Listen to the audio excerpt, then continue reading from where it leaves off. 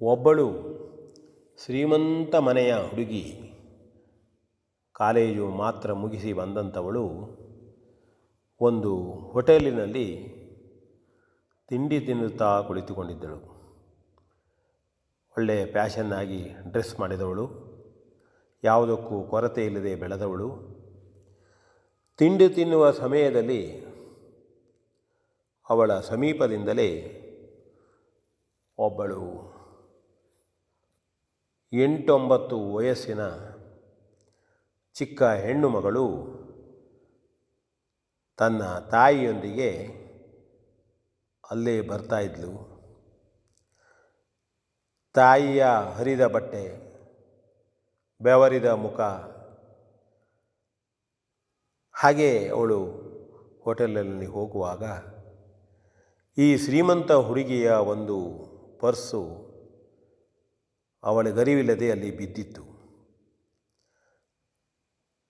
ಅದರಲ್ಲಿದ್ದಂಥ ಹಣ ನೋಡುಗರಿಗೆ 500 ರೂಪಾಯಿಯ ನೋಟುಗಳು ಕಣ್ಣಿಗೆ ಕಾಣುತ್ತಿದ್ದವು.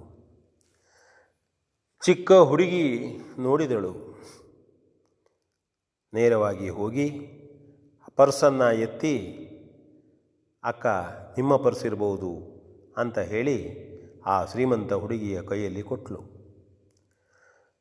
ಶ್ರೀಮಂತ ಹುಡುಗಿ ತಿಂಡಿಯನ್ನು ತಿಂತಾ ಇದ್ಲು. ಪಾತಂಗಿ ತಿನ್ನು ಅನ್ನಲಿಲ್ಲ. ಕೊಟ್ಟು ಹೋದ ಕೂಡಲೇ ಕಿಸೆಯಲ್ಲಿ ಇಟ್ಕೊಂಡ್ಲು. ತನ್ನ ತಿನ್ನುವುದನ್ನು ಮುಂದುವರಿಸಿದಳು. ಚಿಕ್ಕ ಹುಡುಗಿ ತಾಯಿಯನ್ನು ಹಿಂಬಾಲಿಸಿ ಸ್ವಲ್ಪ ಸಮೀಪದಲ್ಲಿಯೇ ಒಂದು ಟೇಬಲಿಗೆ ಹೋಗಿ ತಿಂಡಿಗಾಗಿ ಕುಳಿತುಕೊಂಡರು. ತಿಂಡಿ ಕೊಡುವಂಥವ ಹೋಟೆಲಿನಿಂದ ಇವರ ಟೇಬಲಿಗೆ ಬಂದ. ಏನು ಕೊಡಲಿ?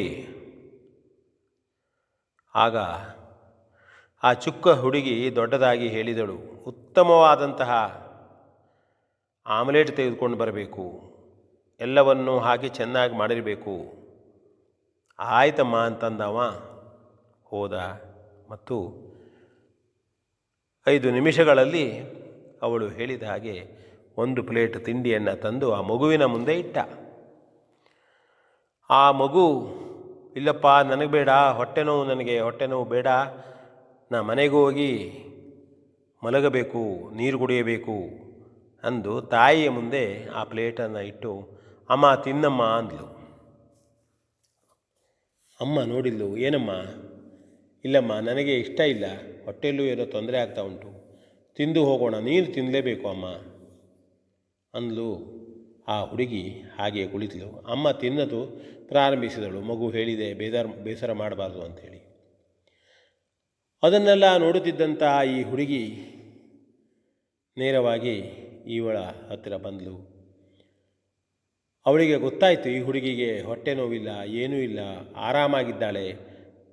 ತನ್ನ ಬ್ಯಾಗನ್ನು ಅಷ್ಟು ಸುಂದರವಾಗಿ ಎತ್ತಿ ಕೊಡುವಾಗಲೂ ಸಹಿತ ನಗುತ್ತಾ ಕೊಟ್ಟವಳು. ಏನಿದು, ತಾನು ತಿನ್ನದೆ ತಾಯಿಗೆ ತಿನ್ನಿಸ್ತಾ ಇದ್ದಾಳಲ್ಲ ಎಂಬುದಾಗಿ ಅವಳಿಗೆ ಸಮೀಪ ಹೋಗಿ, ಏನಮ್ಮ ನಿನಗೆ ತಿಂಡಿ ಇಷ್ಟ ಇಲ್ಲವೋ ಅಂತ ಕೇಳಿದ್ಲು. ಆ ತಂಗಿ, ಚಿಕ್ಕ ಹುಡುಗಿ ಸಣ್ಣ ಧ್ವನಿಯಲ್ಲಿ, ಅಕ್ಕ ನಾವು ತುಂಬ ಬಡವರು, ನಾನು ಸಣ್ಣ ಚಿಕ್ಕ ಮಗುವಿದ್ದಾಗಲೂ ನನ್ನ ತಾಯಿ ನನಗೆ ಕೊಡುವ ಕಷ್ಟವನ್ನು ನಾನು ನೋಡಲಾರೆ, ಅಷ್ಟು ಕಷ್ಟಪಡ್ತಾಳೆ ನನಗಾಗಿ, ಏನೆಲ್ಲವನ್ನೂ ಮನೆಯಲ್ಲಿ ಮಾಡಿಕೊಡ್ತಾಳೆ. ನಾವು ಹೀಗೆ ಬಂದು ಎಲ್ಲರೂ ತಿಂಡಿ ತಿನ್ನುವ ಕಾಲ ಬರ್ತದೆಯೋ ಇಲ್ವೋ ಗೊತ್ತಿಲ್ಲ, ಆದರೆ ಇವತ್ತು ನಾನು ಹಠ ಮಾಡಿ ಅಮ್ಮನನ್ನು ಕರ್ಕೊಂಡು ಬಂದಿದ್ದೇನೆ. ನಮಗೆ ಪೂರ್ಣ ದುಡ್ಡು ಕೊಡುವಷ್ಟು ಬಲವೂ ಇಲ್ಲ, ಹಣವೂ ಇಲ್ಲ. ಹಾಗಾಗಿ ಅಮ್ಮ ಪೂರ್ಣ ತಿನ್ನಲಿ ಎಂಬುದಾಗಿ ತಾನು ಹೀಗೆ ನಾಟಕ ಮಾಡ್ತಿದ್ದೇನಮ್ಮ, ಹೇಳಬೇಡ, ನನಗೆ ಹೊಟ್ಟೆ ನೋವು ಅಂತ ಹೇಳ್ತಾ ಇದ್ದೇನೆ ಅಂತ ಹೇಳಿ ಆ ಶ್ರೀಮಂತ ಹುಡುಗಿಗೆ ಹೇಳಿದಳು. ಶ್ರೀಮಂತ ಹುಡುಗಿಗೆ ಆಗ ಆ ಚಿಕ್ಕ ಮಗುವಿನ ಎತ್ತರವಾದಂತಹ ಭಾವನೆಗಳು, ಎತ್ತರವಾದಂತಹ ಮನುಷ್ಯತ್ವ ಅವಳಿಗೆ ಅರ್ಥ ಆಯಿತು. ಅಯ್ಯೋ, ನನಗೆ ಪರ್ಸ್ ಕೊಟ್ಟಾಗಲೂ ನಾನು ನನ್ನ ಪರ್ಸ್ ಬಿದ್ದದ್ದನ್ನು ಹೆಕ್ಕಿ ಕೊಟ್ಟಾಗಲೂ ನಾನು ಇವಳನ್ನು ಮಾತಾಡಿಸಲಿಲ್ಲ. ನನ್ನಷ್ಟಕ್ಕೆ ನಾನು ತಿಂತಾ ಇದ್ದೆ. ಎಷ್ಟು ಹೊಸಿದಿದೆಯೋ ಈ ಮಗು. ಆದರೂ ಎಂತಹ ದೊಡ್ಡ ಗುಣ. ತಾಯಿಗಾಗಿ ತಾನು ತಿನ್ನದೆ ತಾಯಿಗೆ ತಿನ್ನಿಸ್ತಾ ಇದ್ದಾಳೆ ಅಂದೇಳಿ ಅವಳನ್ನು ಬಿಗಿಯಾಗಿ ಒಪ್ಪಿಕೊಳ್ತಾಳೆ. ತಂಗಿ, ನೀನೆನ್ನ ತಂಗಿ, ನೀನು ಇನ್ನು ಮುಂದೆ ಹೀಗೆ ತಿನ್ನದೇ ಇರಬಾರದು, ದಿನಾಲೂ ತಿನ್ನಬೇಕು.